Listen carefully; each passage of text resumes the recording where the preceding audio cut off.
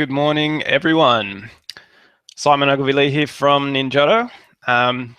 Just wanted to say thanks for coming in, and what we'll do is just kick straight off into it today. I know everyone's got to make sure that they've got their businesses to run, so let's go through some really good content, and then you can get back to it and start applying it.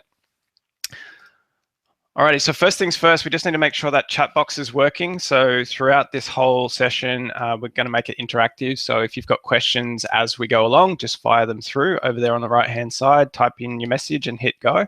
That'll come into the chat. You've got me that can pick things up, and also Alina's monitoring the chat feed as well for any questions. Make sure if I miss anything that it gets answered. We can also have another session at the end where we will go through more in-depth questions around the stuff that we've gone through. And then there's also a special bonus. So as you would have seen if you're on last week's, anyone that jumps on these webinars is actually going to get a copy of the most recent book that I've written, which is Escaping the Rat Race. A lot of people think of this one in the terms of going from a job into a business, but if you'll find after running a business for any point in time, you'll notice that you can find yourself back in another rat race, which I call the entrepreneurial rat race, where you're working 100-hour weeks and you're not really getting anywhere. And no matter what you do, you can't figure out how to expand your business and get beyond yourself. So this book will take you through 5 ways that can help you double your revenue, working less hours with actual clients that you love. So, all right, let's kick right into it.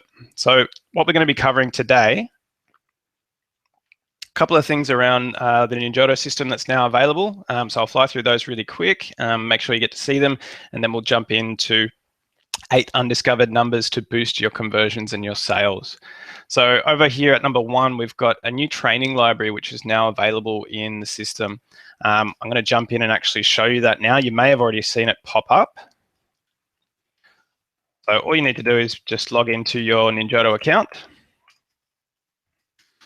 And as we do more of these weekly webinars, we're going to be able to roll this stuff out into the actual training room. Where you can find it for now is actually anywhere in the system. Just look up at the top main menu, and over there on the right-hand side, there's now a new option called Training. So if you click on that, it's going to take you into the Video and Support Center. And in here, you can see all these videos popping up, very, very clear instructions. You know, this one would be a quick overview of the whole system. This one would look at sales tracking. If you wanted to learn a bit more about tasks and reminders and how that works, you just click on the play button, watch the video, and then we've even got a link for you to jump to the most appropriate place in the system and get started trying that. As we run all of these webinars as well, we're going to be deploying them in here, and you can actually access them by here on the right-hand side, watch past webinars. To make sure you are on these webinars, if you're watching this perhaps on YouTube or Google Plus or anywhere else, once you've logged into Ninjodo, you can come in here, go to the right-hand side and click on Register Now, and that will make sure that you are getting the special links and the replays for every week. Handy tips down the bottom. First one along the top there is to browse all the help articles that we've got written up so far. So if you need anything that you want to figure out in Ninjodo, you just come here, do a quick search or have a browse around, and lots of handy tips and videos and step-by-step instructions. If you still get stuck, of course, you can always log in and contact support. And then what we've done is just grab a couple of those common ones that we need at the top there from time to time, how to change my password, create email templates, those quick things. So that's it for the training webinar. Sorry, not the training webinar, the actual training center. The next thing I wanted to show you was in the email templating area, there's actually a few more options that are now available. So when you're in Ninjodo and you're wanting to actually send emails to people, if we're anywhere in the system and we find an actual email address, we're able to actually click on that and start typing an email. But quite often in business, and these were some things that we went through last week, where you have basic follow-up inquiries, certain key points in your actual sales flow or your workflows where you're sending the same email to different leads, different customers, and rather than wasting time and typing an email again and again, we're actually going to show you how you can create an email template to send it off in a couple of clicks instead of minutes. Now, many people may not notice the actual time to take to write most emails. Anything in depth comes to about 5 to 10 minutes.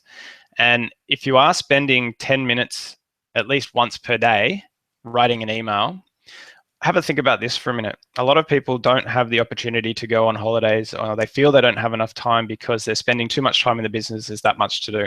If you can figure out a way to save just 10 minutes a day, over the course of your entire business year, you'll actually save yourself a full entire working week, 37.5 hours, just by saving 10 minutes a day. So imagine if you could save 20 minutes or 30 minutes. And email templates is one way that you can start to save that. So what I'm going to do is jump into the admin area up here in the top right. And on my left-hand side, I'll come down to the email option. And straight away, I'm presented with email templates. Now, this will show you all of the email templates that you've created. So some really good quick ones. Voicemail. If you're doing really good follow-up, anytime you call someone and it hits their voicemail, you leave a message and you hope for them to come back to you. It's a really good idea to send an immediate email follow-up telling them that you've done that and that you want them to give you a ring back or something like that. So what you can do here, and I'll actually do this from scratch, is create a new template. And this one might be, we'll just use the same example, so voicemail message. And I will send this to absolutely anyone that I've called and hit a voicemail and left a message for. Subject, what's your voicemail? Now, the reason why we're doing this, you might think, I've done a phone call, I've left a message, well, why do I need to send another form of communication? You're giving people opportunities to see you in different circumstances and also just jog people's memory. Quite often we can see unread voicemails sitting there on our phone under notifications. If that notification goes missing, they may not get to their voicemail until the next day. But if you need something now, you want to make sure you're getting back in front of them. So sending an email is often going to pop up again in a notification. If that person's in a meeting, they'll also see, great, I've got an email, I know I've got to get back to that person. Quite often people will mark emails unread so they know to go back to them. They sit there as basically a to-do list. So just going to come down here, hi. Now, if I was emailing someone directly, I'm going to be writing their name, but because we're creating an actual email template, we want that name to be figured out based on the person that we're sending to automatically. So we're not typing it every time. And we can do that using the mail merge fields at the bottom. So if we click on available merge fields, it drops open everything that we can actually insert automatically into an email template when we're sending the same email to different people. So right now, I actually want to look under the person area and we can see all of the different mail merge fields that are available. Now, previously we had just first name, last name. We've now got company, company phone, company website, addresses, the suburb, the state, postcode, and the country. And they can be handy for different reasons depending on where you're sending an email from. If you went back and watched last week's webinar replay, you'll see we went through resources and workflows, and using these other mail merge fields in that area becomes very handy. So right now we're just having person first name. Click on the actual mail merge field and we see it pop up in the top part of the screen. I'm now just going to cut that and move it where I want it to go. And that starts off our email template. So hi, person first name. And in this case, it's thinking back to we've made a phone call, we've left a voicemail, and we want them to get back to us. So just tried to give you a ring on, and we might want to put their phone number in. So if we do that, that will automatically tell them the number that we tried. In case they're available on a different phone number, they can send that back to us. I've got your voicemail. Are you able to give me a call back on my mobile?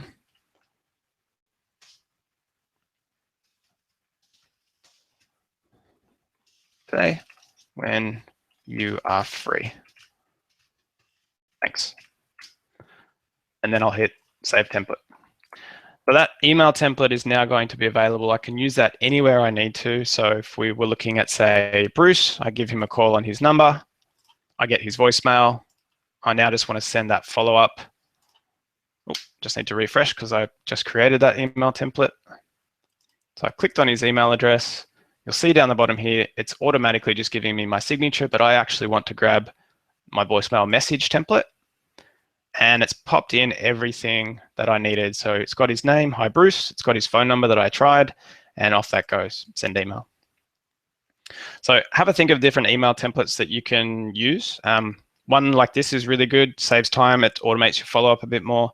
When a new inquiry comes into the business, that can be a great one to have. You may not have a chance to get back to that person immediately, or you may have someone in your actual team that needs to be in charge of first contact, which we're actually going to get to in the 8 undiscovered numbers.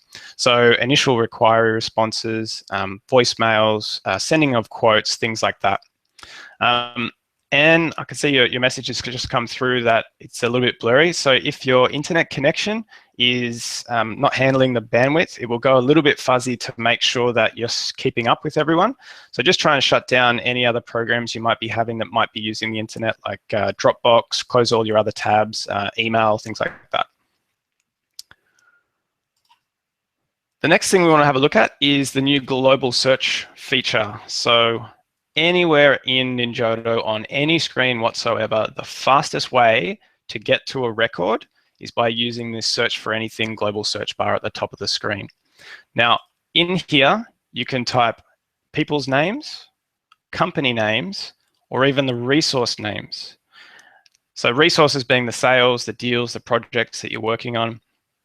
It can be very easy to go to people and look through here, but just keep in mind a faster way to get to a record that you know you're trying to get to is to use the global search. So if I was to look for anything to do with Bruce Wayne, I'm typing Bruce, and it's giving me 3 results. One is his contact record, telling me he's at Wayne Enterprises. And I see 2 here, consulting Bruce Wayne, consulting Bruce Wayne. So they're actually 2 different resources that I've sold to Bruce before. Another thing I could do is actually type the resource name now. So you weren't able to previously do this, but you can now. Another way might be, let's see, yep, from last week. So we had a blinds and awnings installation, and we've got it with Clark Kent. And if you had 6 or 7 different sales with different people, then you would see the appropriate person next to it. Okay, this is the one I'm actually after. You click on that, and it jumps immediately to the record. You can send your emails, update people's status, add your notes, create invoices, and so on. All right, so they're the 3 things that I wanted to show you that have changed or have recently become available in Ninjodo. Now let's dive right in and get to the 8 undiscovered numbers. So before I do, if people can just jump into the chat, you might have seen the video that went out on Facebook this morning. I'm curious to know, what are the numbers that you currently use in your business to tell you if you're doing well or perhaps not doing as well as you'd like? So we all know the phrase, know your numbers. If you know your numbers, you can make better decisions as a manager, as an owner. But often we think of just the financial ones, like what's my profit? What's my assets? What are my debts? Day to day in the business, we want to think of the different metrics.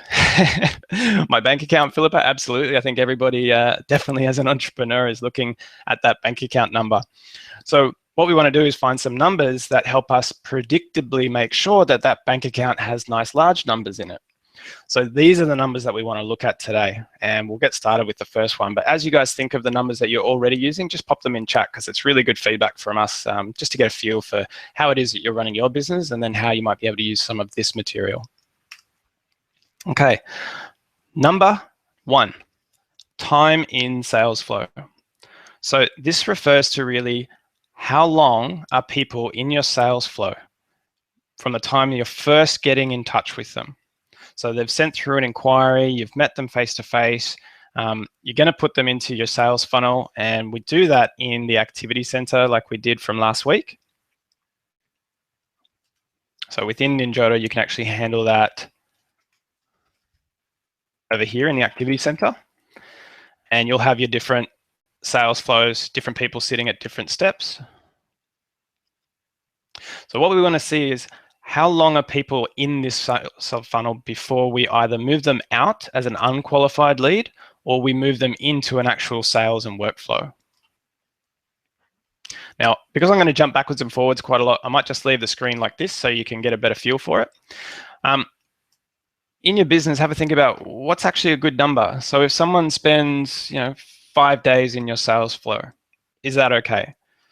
Is what you're selling highly competitive in your industry? Do you need to think about how long their buying decision is going to take. So not everyone's actually the same. Some people need products quickly. They're going to make their decision right now. And you'll get an idea from what their timeline is by using the things that we went through last week, which is those checklists and qualifying questions. Interesting stat that I found this morning was you are 9 times more likely to get a sale from someone in a website inquiry if you can respond to them within the first 5 minutes of receiving it. So having that email template as a quick response, just to let them know that you've got it and you're coming back to them, can help you get that 5-minute window. Imagine that, 9 times more likely to convert a lead into a customer just by responding quickly. All right, so have a think about how long people are sitting in your sales funnel. In your activity center, you can find this just by looking under each person. So you'll see time in sales process, a sales process being the current sales funnel. Now, John Smith has been sitting as a new lead, in this case, for 317 days. I'm guessing he's gone cold by now. You'll see this down to the minute. So if we go and add someone straight away, and I'll jump over here, find a new person. I'll put, let's say, Lucius Fox. We want to put him into the sales process. And you'll see that's an automatic task that's prompting up based on the automated workflow that we've created from last week. That's all good. I'll now go back to my activity center and we'll have a look at our sales flow. And we can see Lucius Fox was added to the sales process 0 minutes ago. So that's really good. Great. Brand new lead, right in the sales funnel, ready to get going. If we stay on top of that, if we stay on top of our communication, our follow-up, we do our qualifying step quickly, we are 9 times more likely to be closing that sale with Lucius compared to one of our competitors. So time in sales flow. And that may also go for different things like your actual workflows. If you have people that are in your workflow, being either delivering a product or doing consulting or having a project with them, the longer they are in that workflow, keep in mind, you're probably starting to damage the actual customer experience the slower you move people through these processes. So quick, speedy, predictable, reliable service helps people get a good result with you and therefore leads to good customer satisfaction and testimonials and reviews that you can use to then feed back into your marketing. Okay, number 2, last contacted. When was the last time somebody was contacted? Again, just checking on a few stats this morning, I found that nurtured leads make 47% larger purchases than those who aren't nurtured. Now, what do we mean by nurtured? It's simply the matter of getting in touch with people, speaking to them, emailing them, having conversations, some form of interaction that walks them through your process. So imagine the impact on your business that by having just a little bit more attention with each lead and each customer, even if they're not going to go ahead and purchase from you, you've got the opportunity to make 47% an increase in your revenue. Another interesting point we found was 80% of sales actually require 5 follow-ups before they will convert. So if you get in a website inquiry, someone asks how much is X, I'm interested, and you flick back your pricing, you've given them everything that they asked for and there's no reason for them to talk to you unless they're happy with your pricing and they want to go ahead. A much better opportunity for you would be to have a phone call and ask a few more questions, and that's now creating a little bit more of a touch point. So when we think of 5 follow-ups, you might be wondering, how do I get 5 follow-ups just from one inquiry? Think of it as 5 interactions. So I can have a phone call, I can then follow up with an email about that phone call. So there, straight away we're at 2. I can then send the following day, actually do another email and just see how that person went reviewing the information. When I was on my first phone call, I may want to make sure that we actually have a follow-up phone call, maybe 3 days or a week from now, depending on their time horizon. And then if we did that, we've now got 2 phone calls and 2 emails. And suddenly we're already at almost at 5. So have a think about what are some creative ways that you can keep checking in with people. Don't think of it as hassling. Think of it as you've started a conversation with someone who's expressed interest in your business and your products and services. And all you're doing is putting the power onto them to say, when would you like to speak next? What are some next steps for you? whether that's email, phone call, meeting, face-to-face, follow up in 2 weeks when we're less busy. Let them make that decision and tell you what their timeline's going to be, and just schedule in the reminders so you can follow up accordingly. Now, interestingly enough, if we need to do 5 follow-ups to get 80% of our sales, a more alarming stat, and check yourself on how you're doing with this, 44% of people actually stop after just 1 follow-up. So imagine the impact on your business by only doing 1, but what you could do if you actually just added a few more creative steps. So an automatic follow-up reminder for a task to get on the phone, have a ring, just check, see how they went with it.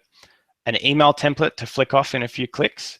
It's very easy, simple things that you can do just to start improving your actual progress. Okay, where do we actually find last contacted in Ninjodo? So I've got it down the bottom right-hand side here. You can see it on the people areas and in the notes tabs.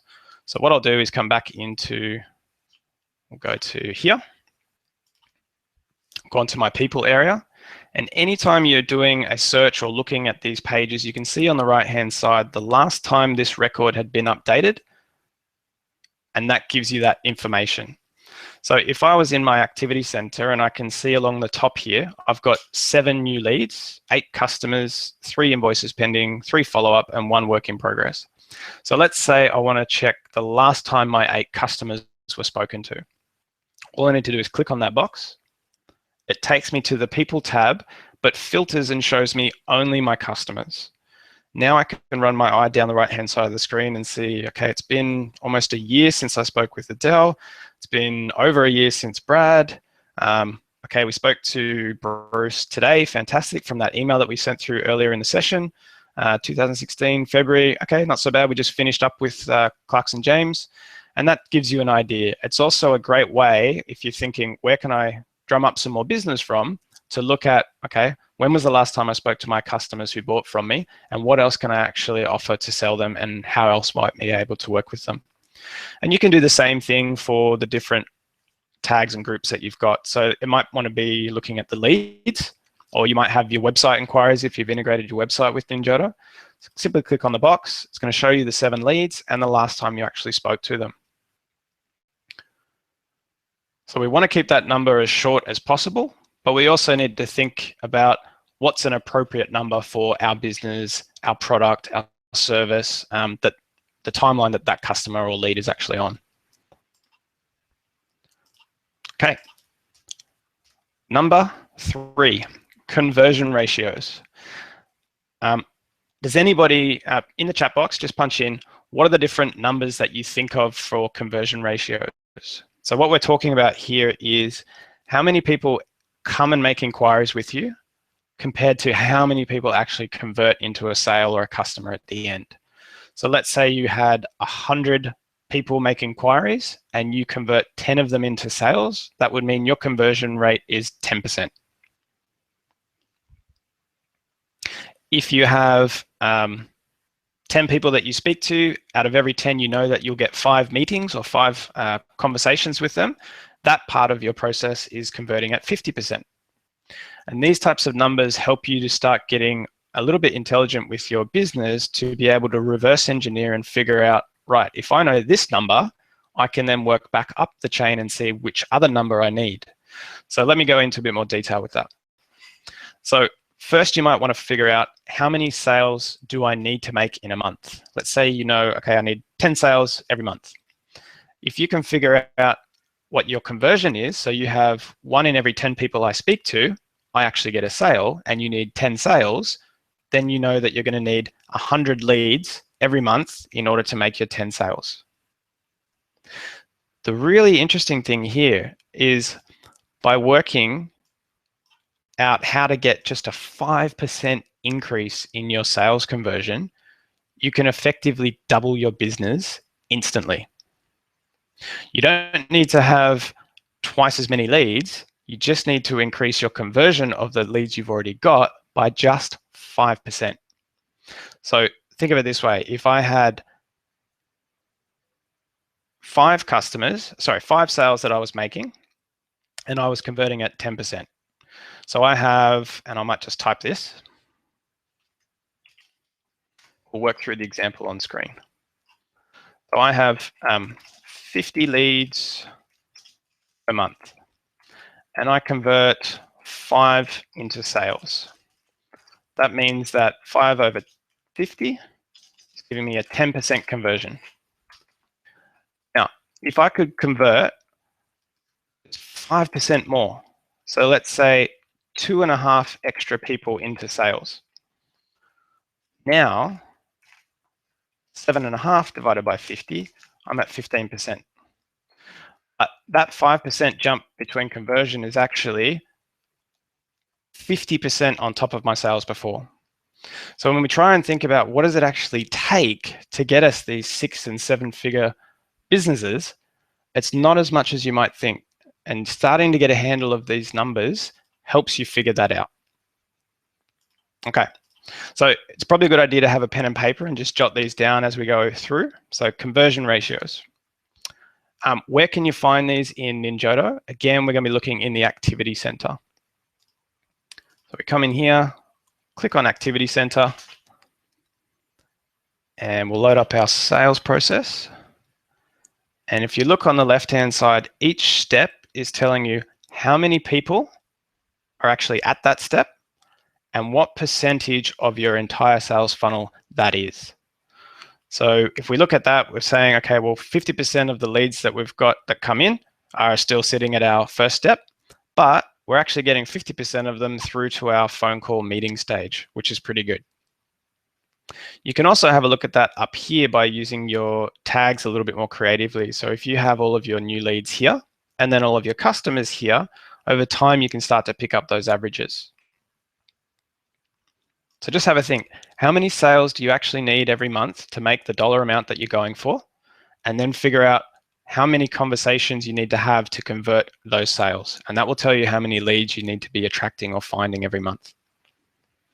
Okay. Item number 4, the sales flow. Firstly, how many people are actually in it? If we can figure out how many people we've got in it, then we can start to figure out how many people we actually need to have coming in consistently in order to make the expenses that we want and the revenue. It's very closely correlated to the last number, conversion ratios. It's what's the total number of people that are actually in our sales funnel. So we jump back over into the activity center and we can see we have 1, 2, 3, 4. Okay. So if we've figured out that we need 5 sales every month, we've got to do 10% conversion. So we need 50 people here in the sales funnel in order to make sure that 5 pop through the bottom.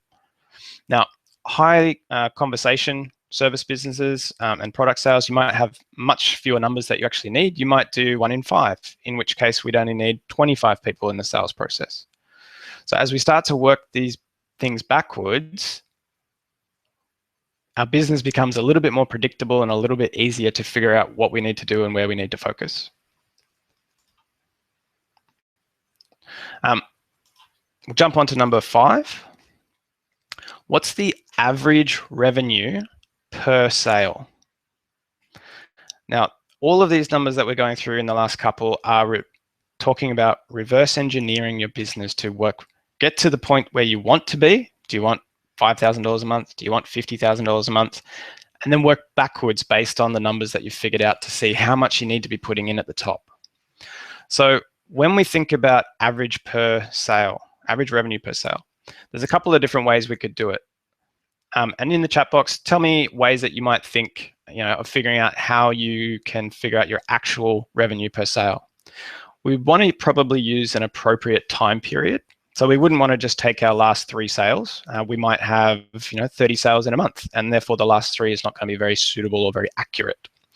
We could take the last week, but if we were to do that, we might have had a really stellar week compared to the week before, and that's not going to give us a good average either. So there's 2 different ways you can look at it. One method is to look at last month. So we're halfway through April now. Go back and look at all of your sales in March, and then we can figure out an average that way. And we'll work through some examples in a second. Another way is to get your last 10 sales and figure out the average based on that. So the reason why we're doing this is we want to figure out, okay, how much money do we actually need every month? So let's work through the example. We'll go and get the actual two averages that we've figured out. So if we were to do last month's sales, go and figure out how many sales we made. Let's say there was 5. We had one for $540, one for $1,500, one for $120, one for $765, and another one for $765. So if we add all of those together, it tells us that we've made $3,690 last month. All we need to do is divide that by the number of sales, which was 5, to give us our average based on last month, which would be $738. So as soon as you do that, you can think, all right, if every time I make a sale, on average, I'm going to get $738, now we can take what our target is and figure that out really easy to see how many sales do we really need. Because it's often we can fall into a trap of just thinking we need more, we need more, we need more. But if you've got a goal in mind, you don't need to be working 100 hours a week if you're able to hit your goal more easily and earlier. We often choose to run our businesses for freedom, time freedom, choice of how we invest our time so that we can be with our families or do what we like to do. But we often forget that that's why we started. So this is a method and a process you can go through to reverse engineer your business and figure out, okay, this is exactly how many sales I need, and therefore that's how many leads I need to get. Once I hit that target, I can then choose, do I want to keep working or take a break? The second method was taking a group of sales. So let's go with the last 10 sales, and maybe that took 6 weeks, maybe it took 2 months, maybe it took 1 month. We have a look, we've got all of our different sale numbers here. So 540 for one, $2,500 for another. It all averages out. We add up all 10 sales and we get $10,300 for those last 10 sales. We're then going to divide it by the number of sales, which in this case was 10. So we had 5 sales over here. We have 10 sales here. And that's going to give us an average of $1,030. So now we've got 2 numbers, and the question becomes, well, which number do we use? Don't get caught up on which one is more accurate. Maybe do both and just figure out somewhere between here and here is going to tell me what I need. So if we jump onto the next page, we can see, all right, let's pick our goal. What is it? Is it $1,000 a week? Is it $5,000 a month? Is it $10,000 a month? Figure out what you want right now, and then figure out what your stretch goal might be to start working towards. So I'm just going to use in this example $5,000. Let's say we want $5,000 every month, predictably. What do we need to do in order to get that guaranteed?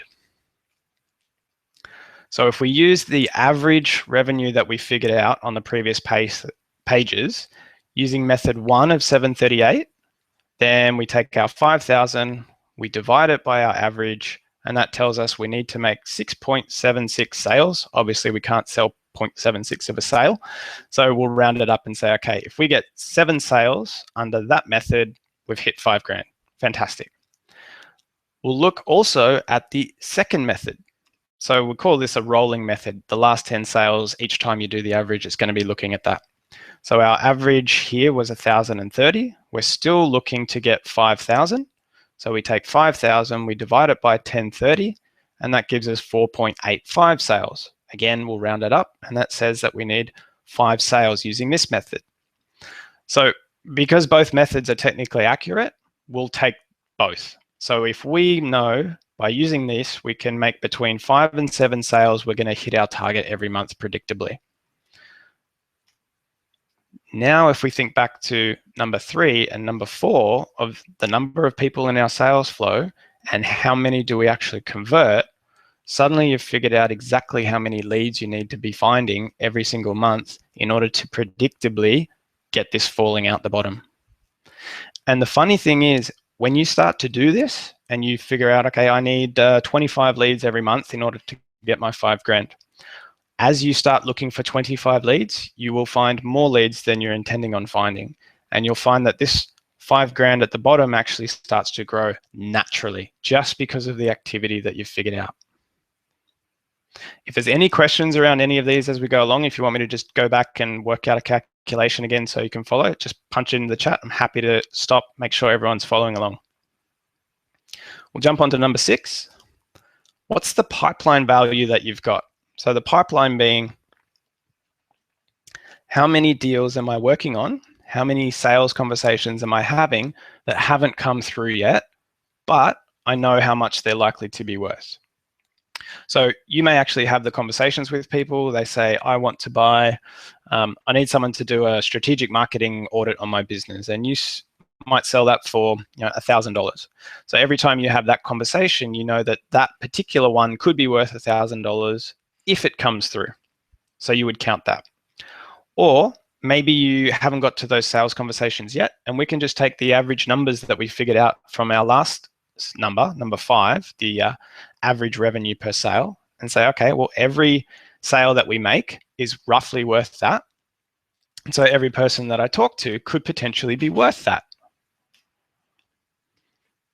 So you may need to speak with your leads first. It depends on your business. It depends on how customized or standardized you are. But you can figure out different ways. Don't get caught up in which way is the right way. Just figure out a way and get started using these numbers. You will be amazed at the difference and impact it can have on your stress levels. So we figure out our pipeline value by the number of leads times the expected sales per lead.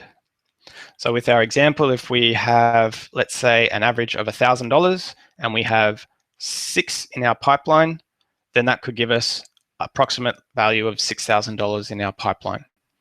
And then we know, okay, well, how much of that are we likely to convert based on how often we actually make conversions. So if we're doing 1 in every 2 conversations that we have, we turn into an actual sale, then we know that, okay, well, at least 3,000 of that's likely to come in, and we can make decisions based on that. The benefit of knowing your pipeline value is you can have a look at your business and figure out, well, what are my monthly expenses? If I know I've got $3,000 going out every single month, but my current pipeline value is only $2,000, then I don't have enough sales in my funnel to potentially convert and actually cover my expenses that are coming up. So that tells you straight away, you need to be going out and either doing networking or ramping up your Facebook advertising or whatever methods you do to attract more leads. It may feel frustrating to see that kind of disparity, that you've only got 2,000 in your pipeline, but you need 3,000, but at least you've got the number and you're not getting a rude surprise in a couple of weeks' time when the expenses start hitting the bank account. So we always want to make sure that our pipeline value is larger than the expenses that we're looking for. More ideally, that our pipeline value is larger than the amount of revenue we're trying to make every month. So in our example, we had $5,000. So we'd always want to see more than $5,000 sitting in our pipeline value. So where in Ninjodo can you actually get this number? Nice and easy. When you're in a resource flow, you can actually see it at the top here as well. So we've got a total deal value in this case. Because we're just in that sales process, we haven't started talking numbers with these people, we don't actually have anything here. But if I was to jump into our resource flow, I can see we've got $18,500 in total potential that we're having conversations with.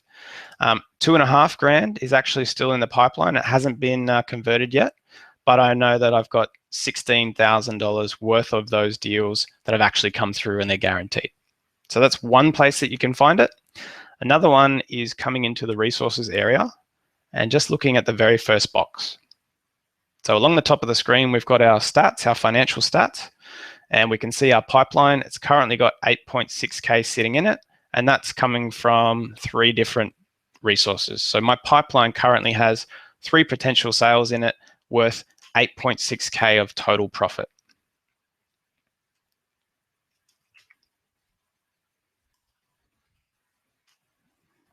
But can you start to see the pattern here? All of these numbers are designed to just start telling you whether you're on track or not. They're not supposed to overwhelm you. They're not supposed to freak you out and think, okay, well, I don't know numbers. I'm not good with numbers. I'm not good with financials. I'm not good with math. These are just simple little things that you can start to pick up. And maybe you just start with one. Figure out one number that's helpful and learn that one and get used to that one. And then you can start to move on to another one and a third and a fourth. And soon you'll realize that by knowing 3 or 4 different numbers, you make your whole business tick along predictably and with a lot less stress. It allows you to actually intentionally move your business in the direction where you want it to go. If we're just waiting for leads to come in and treating every single lead as qualified, and this is definitely someone that's going to equate to $5,000 without doing any kind of conversation with that person, we're really reactive. And when we're reactive, we feel like we don't have control of our business. And most entrepreneurs will tell you they chose to be in business because they want to be in control. Yet very often we can react in our business as opposed to intentionally doing things. So all of these numbers are designed to just help you get more intentional and get more predictable. And then you want to set yourself up to win. So to figure out these things based on a weekly basis or a monthly basis, it allows you to know this is what I need to do. If I'm not doing it, that's okay, but at least I know. If I am doing it, great. I can either reward myself and take a break, or I need to figure out, no, I actually want to go really hard this month and see how good I can get. All right. Number 7, new versus existing customers. How many people are we making sales from that are brand new compared to people who have already bought from us?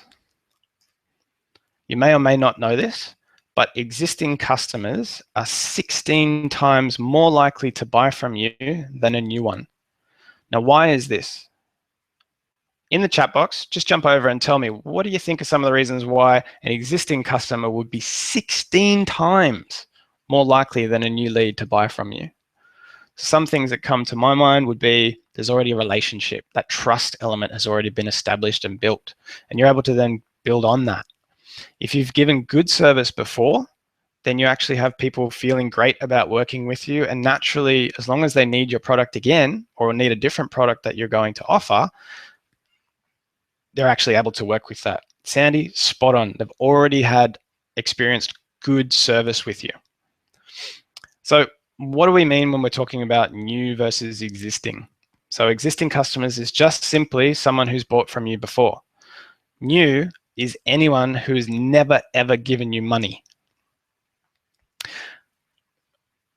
Given that 16 times more likely to buy from you comes from existing customers, what percentage of your sales are actually coming from there? And is that number high enough? Should you be taking better advantage from it?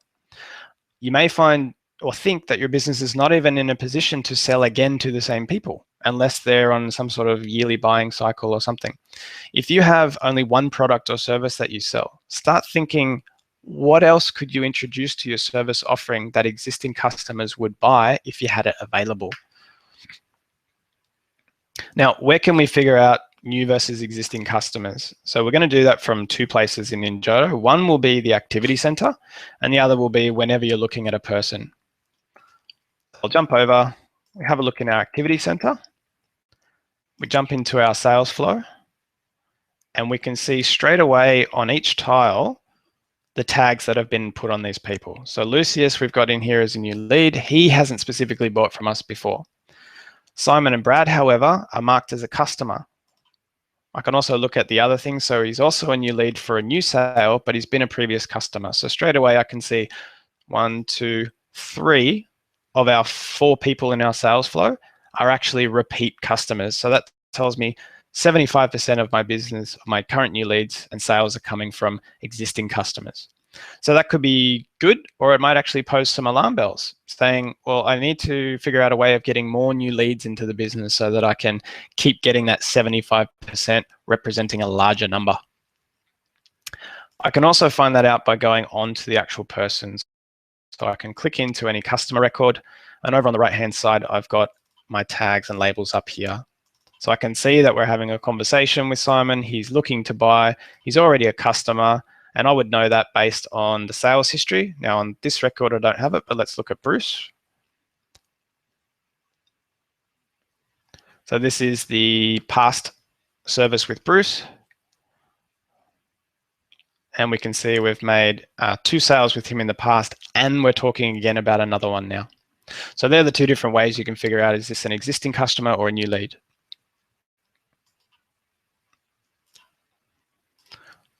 All right, last, lucky last. Number 8 in the undiscovered numbers to turbocharge your sales, time for first response. So we touched on this just a little bit earlier on about how quickly does it take you to get back to people. This could be phone call messages, emails getting sent, online web inquiries, meeting someone at a networking event and they say, hey, give me a call or get in touch with me. Soon as those interactions happen, picture the invisible clock starts ticking. And the time it takes you to respond has a big impact on the rest of the relationship with that person. Did you know that 50% of sales go to the first person to get in contact with that lead? So picture someone jumping online these days, they want to buy something, they're doing their research and they find a few suppliers online. One of them is your website, 2 others might be 2 of your competitors, and they submit inquiries to all 3. Let's say you're busy, you don't get back to them until tomorrow, 24 hours goes by. Let's say one of your competitors has someone ready to go with answering inquiries and bang, sends back a response straight away.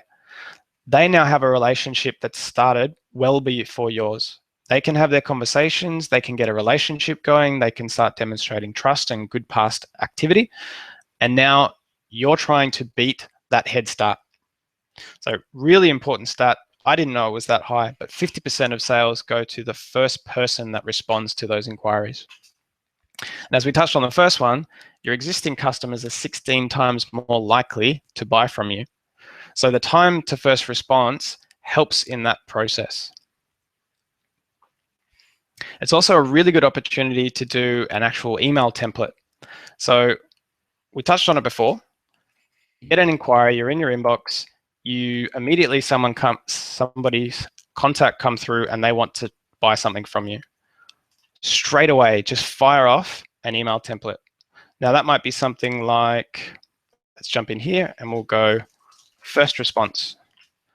Now this is really handy as you start to grow your team and you put a virtual assistant or an admin person or a receptionist on, and you want them to just make sure that that goes out within minutes of receiving any inquiry until you've got time to get back with a more formulated response. So might start off with thank you for your inquiry. Then we'll say hi. Thanks for getting in touch with us. Just wanted to let you know we've received your inquiry and I will get the most appropriate person to come back to you within the next 24 hours. That could be one method, or you might say as soon as possible. If you have any additional questions before that time, please don't hesitate to give me a ring or send through an email. Make sure we get the mail merge field put up the top again, and I'll save that email template. So now I get my response. Bruce calls in or sends his email inquiry or fills out the actual website inquiry. Great. I now want to send off that first response. Thank you for your inquiry. Hi, Bruce. Yep, fantastic. And away I go, send email. And now I've made contact. I've started the relationship with Bruce. He isn't wondering what happened to his inquiry that went off into cyberspace. A real person's actually gone back and responded to him. And now you've given yourself a window to go and formulate a better response, organize a time to speak over the phone.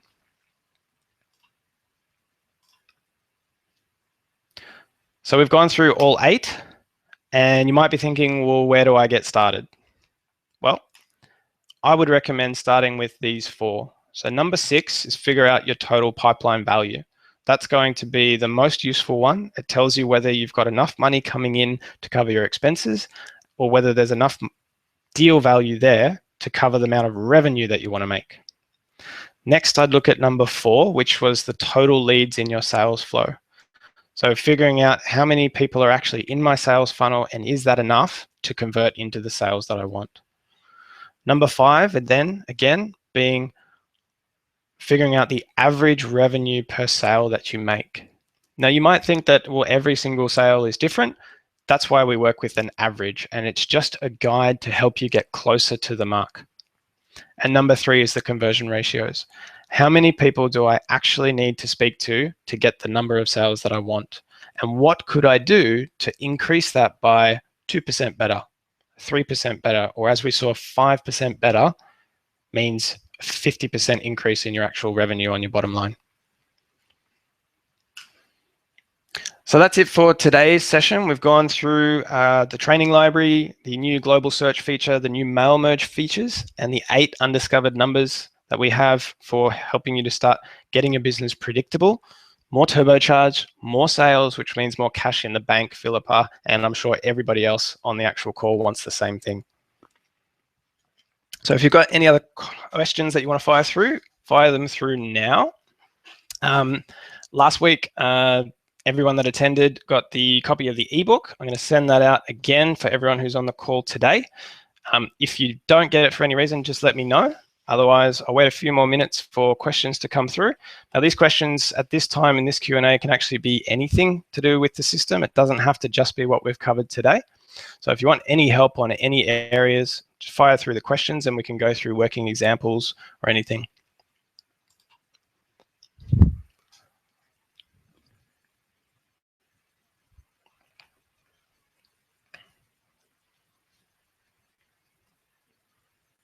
Okay, we might actually finish it up there then. I'm guessing everyone's got a lot of business to get back to, so that's really, really good and exciting.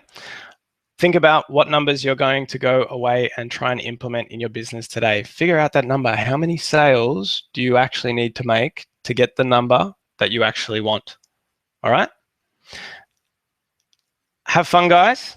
It was really great to have you along, and I'll see you all again next week. If you've got any questions about anything we've covered today or anything in the system or how to use Ninjodo or how to get started, you've got my email address, simon@ninjodo.com. You can jump on the website. There is ninjodo.com. Let me jump in and show you. We've actually got our chat now available. You can jump on here, have a look around the site, get an actual conversation started in real time, no problems.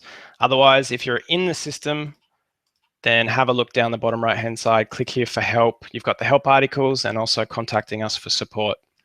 So with that, I'll leave you to it and have an awesome day. All right, bye for now.